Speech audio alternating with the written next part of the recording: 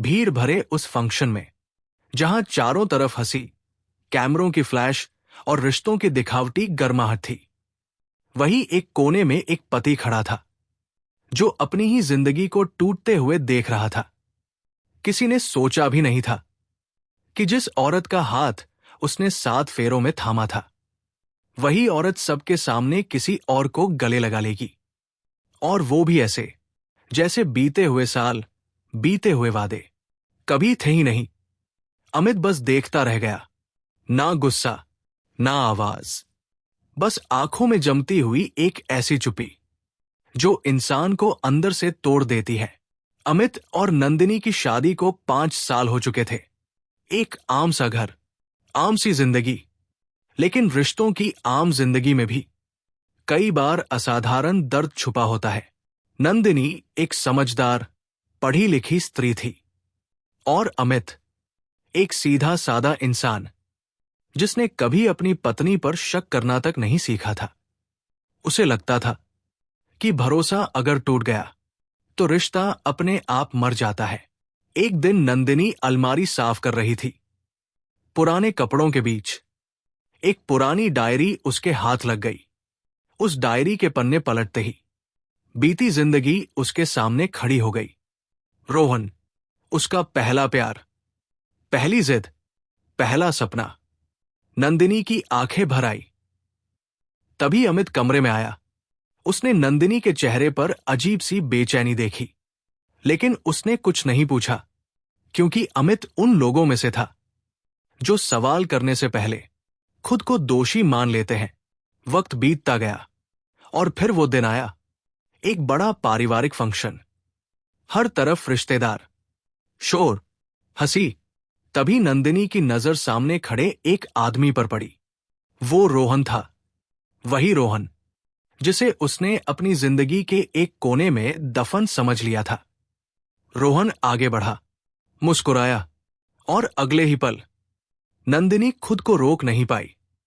उसने सबके सामने रोहन को गले लगा लिया, बस एक पल के लिए। लेकिन कुछ पल पूरी जिंदगी बदलने के लिए काफी होते हैं। अमित ने सब देख लिया। उसके कानों में शोर था, लेकिन दिल में सन्नाटा।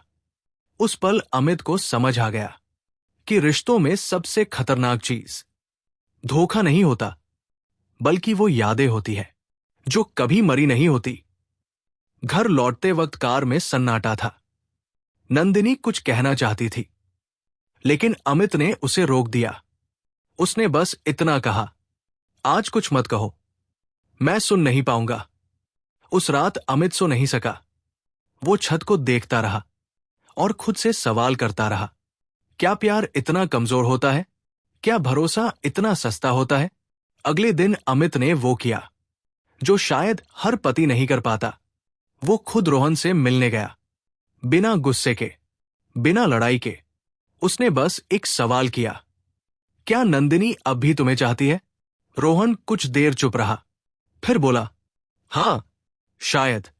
उस एक शब्द ने अमित के अंदर कुछ तोड़ दिया, लेकिन उसने फिर भी आवाज ऊंची नहीं की। घर आकर अमित ने नंदिनी को सामने बैठाया।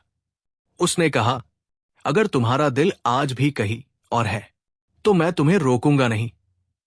नंदिनी रो पड़ी। उसने कहा कि उससे गलती हो गई, वो बस उस पल में बह गई थी।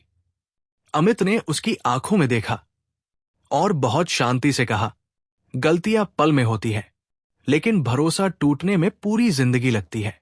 उसने एक लिफाफा टेबल पर रखा और कहा, यह तुम्हारी आजादी है और मेरी चुप्पी की कीमत। उस दिन अमित घर छोड़कर चला गया।